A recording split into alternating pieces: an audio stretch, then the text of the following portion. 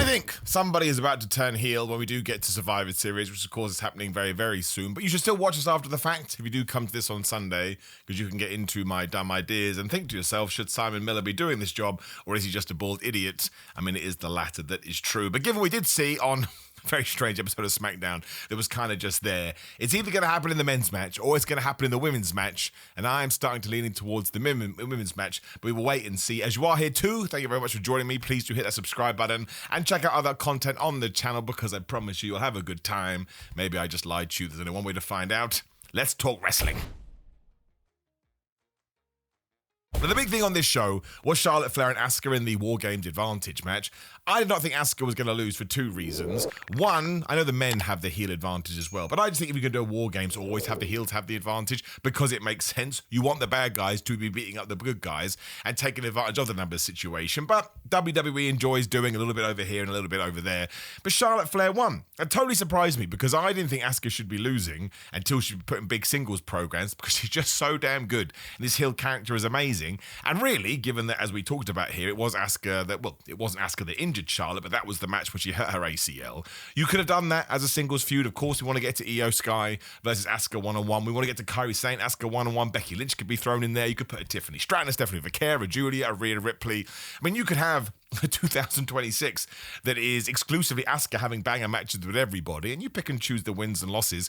But I'm also a big fan of what I just said there. WWE saying, no, you're going to win and you're going to lose, and we shouldn't throw our toys out the pram just because somebody got defeated, because when you do watch wrestling and you suspend your disbelief, it's meant to be sports. And sometimes in sports, you have a favorite and you have an underdog, and the underdog wins, and nobody can believe it. And I wouldn't even say that was comparable here. Charlotte Flair's never going to be an underdog given her pedigree and what she has done in the past, but it did surprise me. It does give the advantage to the babyface side. But there was just this conversation earlier, which was the funniest conversation I've seen in wrestling in a while, where you had Charlotte, Alexa, who else is on that team? Not AJ Lee, Rhea Ripley and Io Sky. AJ Lee just walked in and went, I will help you, I will do crazy things. She walked off again. I was like, that is a weird human being, man, within the realms of the story. I'm talking about the character. I'm not talking about the real life person. It cracked me up. But I don't know, there was just something about Charlotte and Alexa's interaction, especially given that especially given that Alexa Bliss was horrible to Charlotte when she did just surprise her with a meeting with Rhea Ripley. Plus, we have that Rhea stuff. It seems very curious to me that Charlotte Flair got over it so quickly. I actually criticised it. I said, I don't think we've allowed this to bubble and boil as much as we should have done. Really like the fact that WWE had done it, because if you're going to do things in the past and ignore them, why even bother to mention them in the first place? And they don't like each other. But I think Charlotte may turn heel, although you could also argue if she's going to turn heel, she should have lost it. She should have lost it. Maybe Alexa Bliss is going to turn heel. I wouldn't say necessarily that Charlotte Flair is super duper over right now. Alexa Bliss does sell a lot of merchandise, so that may stop it. But given the interactions they've had, and because I do think you need a big, oh my gosh, I can't believe it, in this match, you may even be able to do something between Becky and Charlotte. Not they're going to join forces, but Becky's like, oh my gosh, I can't believe it. And of course, they have crazy history together. I don't know. It was just something about her winning. But again, if you're going to be a heel, you can spin it though, right, as I cut myself off. Because if Charlotte Flair gets the advantage for her War Games team, but then actually she's the reason they all fall down, I mean, they didn't have an advantage at all, there's something in that. I just can't see us going back to the Charlotte Alexa team now. That feels like that was a one and done. It was there. I mean, the women's championships, because of this damn War Games, have vanished. But I don't know. It's just something that popped into my head, and I don't think it's completely out of the realms of possibility. And of course, they do have two War Games, so WWE can pick one match to do it in. And they do like moments. I don't think we're going to get a big surprise return. Randy Orton could be on the show, but that's not like a CM Punk or anything like that, of course, which we had 2 years ago. There was something on last year's as well. Maybe I'm making that up. But yes, that is kind of the gauge I got from SmackDown. I do not think this babyface team is on the same page. And also, we're so heavily leaning into the fact that Becky Lynch is the most wonderful asshole ever. She was like, listen, I'm the captain because I've won these matches and you will suck when it comes to them. Then Nia Jax cuts her off and says, Asuka, you're going to do it. And of course, Asuka mentions, well, I did break Charlotte's leg last time, so I'll do it again. It just feels a little bit on the nose in the way that it should be. But if it's not Charlotte Flair, well, somebody else is on this show too. Jey Uso did defeat Rusev, which I actually quite enjoyed as a match because I didn't think those two people would be paired together. This is the good thing about tournaments. it could actually justify not having storylines. I don't think they ever would have met narrative-wise. Jey Uso wins. So if you look at the bracket, it kind of feels like, well, it's Jey Uso versus LA Knight in the semi-finals. That does tie into the story from a few months ago, so I like that. Most people are now presuming it'll be Jey Uso versus Gunther in the finals, because it's Gunther versus Solo Sikoa on the other side of the bracket. Now, Jey Uso is coming out of the War Games before he takes on LA Knight. The reason we may be doing that is because it's going to be Gunther versus LA Knight, which I actually think is the right thing to do because it feels different. His very vocal minority will enjoy the fact that we got something a little bit of a switcheroo. And also, I think more people would allow themselves to believe that LA Knight could be John Cena's last opponent. And he's so over, I think we would suspend our disbelief. And even though we like Gunther and we respect him, we understand how good he is, I do think a lot of people just project onto this, oh my gosh, LA Knight's going to do it. And then he's not. Whereas if Jey Uso gets there, because LA Knight has edge to him, not Adam Cole when he went to AEW, unless Jey Uso goes here, which I'm going to talk about in just 1 second, I just think there's this weird thing you can do in your brain where you go, oh yeah, John Cena versus LA Knight does make sense. Gunther versus John Cena does make sense. Jey Uso versus John Cena is a very specific good guy versus a very specific good guy. I don't think you'll have the heat that you would have had otherwise. And you could argue that's the same with LA Knight, but LA Knight just has that certain thing. He can kind of flip on a dime. So I don't know. But a lot of people have said, is Jey Uso going to turn heel in the War Games? That's why I don't think he is going to. Because if he comes out of this and he does beat LA Knight, and then he beats Gunther, heel Jey Uso versus babyface John Cena sounds terrible to me. That sounds like going against the grain entirely and sort of trying to force the audience into enjoying what you're selling them, much like we did with Roman Reigns 10 years ago, which was an awful bust. And that's why I just can't see it. I mean, Jimmy Uso could turn heel for sure, and that could be one of the reasons LA Knight does beat Jey Uso, because Jey Uso is so beaten up. I think that should be the story now I've said it out loud. I don't think Jey Uso should get past LA Knight. I think if Jey Uso's not winning the whole thing, which I don't believe he is, it's the easiest out in the world. LA Knight's able to take advantage, which he would do because he hates Jey Uso from back in the summer when they were having back and forths. He then goes on to take Gunther. And if you do take advantage of an injured man, once again, you have that little bit of a, oh my gosh, I can't believe that, which he can then take into Gunther. Do you see what I did to Jey? I'm going to do it to you. Facing John Cena and beating him in his final match is everything to me. Ipso facto, away we go. But sure, I mean, CM Punk ain't going to turn heel. Roman Reigns ain't going to turn heel. Cody Rhodes ain't going to turn heel. I think they could screw each other over, but it won't be like, oh my gosh, a heel turn. It'll be like, Roman 1, I want your championship. Or we're going to do Punk versus Roman at WrestleMania. I think we're going to tease that quite heavily in the War Games too.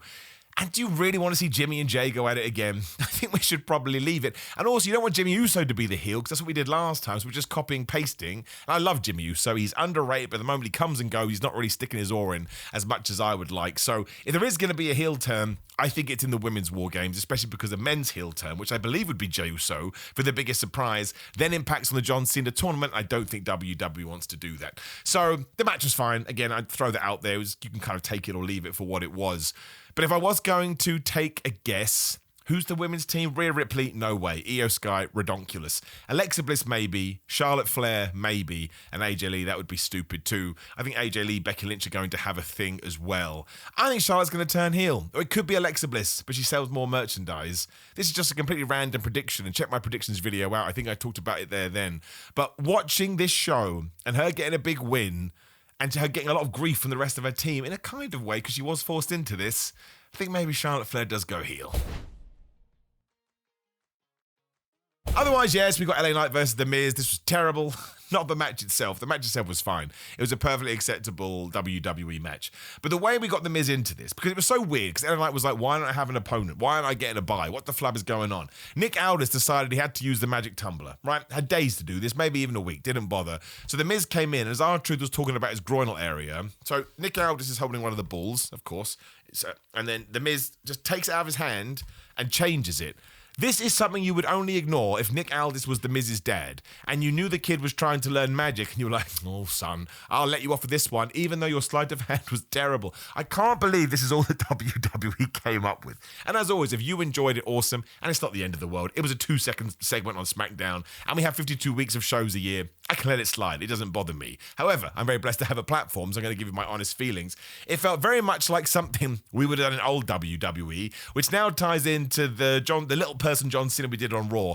And now this as well. I was like, there's just no thought that going into this. Now, I want to point out, I don't know his name, but that wrestler who portrayed John Cena was over the moon. And you know what? That is way better than what I think about a segment. I read that and I thought, isn't that cool? I think sometimes we need to remember the human side of wrestling. However, putting my I'm watching wrestling for entertainment hat on, Didn't like it.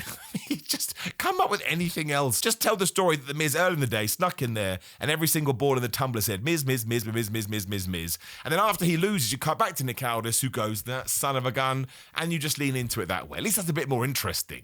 At least it shows that The Miz had foresight. It wasn't just like the Pink Panther, looking around. Just thought it was ridiculous. And then LA Knight wins. I saw somebody on social media, somebody sent it to me. Maybe it was Reddit. I don't know. Somebody WhatsApped it to me. That maybe Jey Uso gets injured in the War Games and we do another surprise. Don't do that. This John Cena tournament has gone off the rails a little bit because it is just all over the place. And I think a lot of people that should have been in it weren't in it. And I love the concept. I really do think it's felt like a big deal because you get to be the last guy to take on John Cena. But it was kind of just there. And that was the issue with this week's episode of SmackDown. It was a tape show. I'm actually a fan of it because it meant all the superstars got to go home and spend Thanksgiving with their family. I will take a somewhat below average SmackDown if real life people get to go home and enjoy themselves on a holiday. You could give me a show that was all Vince McMahon crap from back in the day. And if I knew that there was a benefit, which is people getting time off when they deserve time off, no problem. Otherwise, Chelsea Green stuff and Jade Cargill stuff was kind of the same. We have a brand new champion in Jade, a brand new champion in Chelsea. She has her championship celebration. Jade comes out, kicks her ass, and says that's a message for the women's division. When B-Fab turns up and she's a mute, she doesn't want to say anything anymore. So Meechin just becomes exposition and goes, well, I think we should maybe take her on. I don't mind Jade Cargill destroying Meechin and B-Fab. That is kind of their roles. But she needs a big feud, right? And I don't mind the short but deadly promos. That actually works really well for her, as does short matches. I think she's fantastic at it. But you would never have a new men's world champion and throw them into angles like this. And they clearly don't care about that women's US championship. So I'm hoping they kind of change that soon. At the moment, it just feels like there's just no depth to the women's SmackDown division. So I'm hoping post this, let's just throw some people up there. Jordan Grace could be called up. You could call up Blake Monroe. She knows what she's doing. And there is somebody else who I can't remember now. Is it Kalani Jordan who's really, really good? I can't remember. My brain gets confused with NXT people. But Julia needs to be do more with. Kiana James doesn't need to be an agent. She can do more as well. It's just very, very strange. It's very, very odd. Alba Fyre just kind of stands there playing Nintendo. She hangs out. But it just came and went. And it was kind of funny because Chelsea Green is brilliant. All the pyrotechnics went off after she had been beaten up. But we didn't progress anything. We didn't do anything. None of them were on Survivor Series. So the moment is just kind of slap bang in the middle of nothing. I love the traditional Survivor Series match, though. I thought that was fantastic. It was just overly reliant on nostalgia, but I got no problem with that. And we did get down to Sami Zayn versus Solo Sikoa, and the story was awesome, too. Sami was 3-on-1 after all his team had been wiped out. Eventually, he gets Tama Tonga counted out, which WWE is relying on far too much. He takes out Tama Tonga with the haluva kick. And I think the reason Solo Sikoa was able to win after Sami tried the most devastating move in all of sports entertainment surprise roll-up is because he just had to take out two people and he got his ass kicked at the start of the thing too. Solo gets a surprise spike, 1, 2, 3, never going to get mad at Solo Sikoa being successful. One of the best people on all of WWE TV. What an entertaining man that is. And then yes, the Whites turn up and they lay him out with Sister Abigail. Maybe one day we'll do that tag team program. Maybe we won't. We don't know. We also saw Ilya and Tommaso Ciampa have another conversation, and we saw Damian Priest and Zelina Vega had another conversation. I think we're really prolonging some of these feuds and we just need to get into the nitty-gritty. Why couldn't all of those matches been on this show, right? Why don't we just finish off Damian Priest and Aleister Black? Well, I tell you why. Because Rhea Ripley walked in and she's like, oh, good day, mate. I just got to go, pump up Charlotte. But after that, maybe we should have a chat because they're going to do the tag match. It's going to be those two taking on Aleister Black and Xena, which I think is actually a good idea because Rhea is such a star. She would inject star power into that. And come 2026, we need to raise the stock of Aleister Black and Damian Priest, who have fallen off in 2025 through no fault of their own, and get this tag team match as well. If you want the MFTs to win the tag team titles, just do it. I really hope we merge these belts in 2026, what we're not going to do. There may have been some other things on SmackDown. You don't need to see it. It was all right. Yeah, that's probably being a bit nice, to be honest. You never need to watch it. You can completely ignore it. I think that's probably why it felt a little bit more lame than it would have done otherwise, because it's a go-home show and you want to be pumped for Survivor Series. But again, twofold. One, that's what they did on Raw. They treated Raw as a go-home show. And two, everybody spent last night at home with Thanksgiving and they're flying into the show today. I'm never going to get mad at it. Well, yesterday, I suppose. I'm never going to get mad at that. It's the best thing ever. Let's keep on doing it. The schedule is so much. Well, I understand there is a negative to it because you can't get the reps you once did. Health, happiness are way more important than wrestling. But otherwise, no, don't watch this episode of SmackDown. Now, please do drop me a comment below and let me know what you thought. You may have loved this episode, and I'm happy to hear that because it meant you had a good time. That's what wrestling is meant to do. Don't listen to the grifters. Like the video, share the video, and subscribe. Hit the notification bell. Raw thoughts. Actually, Survivor Series predictions. I put that on the screen for the next few hours if you catch this video when it does go up. Patreon.com/Simon316. Come join my watch-alongs. Only $5 or less, actually, on some of the tiers. We just did Mania 19, Austin versus Rock. We did John Cena versus Cesaro. We did John Cena's debut. There's a bunch of other matches on there. I think we're up to about 25, 26 now. You're going to get a couple a week. One of my matches is going up this weekend, which can't be a good thing. And I'll see you at Progress tomorrow if you are coming to Vendetta, me versus Charlie Sterling. Very excited about that, even though he'll kick my ass, but I'll kick his ass right back. GorillaMind.com/Simon. You get Simon, get up to 40% off until the end of tomorrow, Sunday, so make sure you take advantage of that. Come say hello to Simon316, otherwise Cameo and TikTok and all those things. Subscribe to me on TikTok. I would massively appreciate it. And you get yourself a t-shirt, should you want, at Pro Wrestling Tees. Otherwise, enjoy the Survivor Series, and we'll see you tomorrow. Take care. Goodbye.